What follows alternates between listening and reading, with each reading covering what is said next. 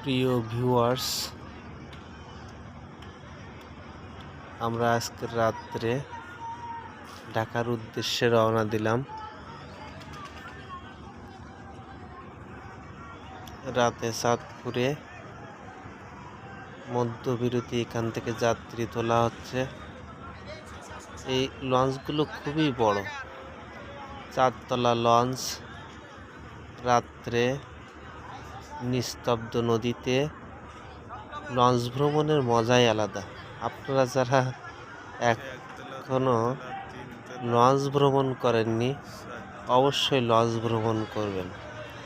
রাজকীয় প্রাসাদের মতন এই লঞ্চগুলো আছে, কেবিনের ব্যবস্থা, সুব্যবস্থা এবং খুবই মজাদার, আনন্দ এবং অ্যাডভেঞ্চার আছে লঞ্চ ভ্রমণে।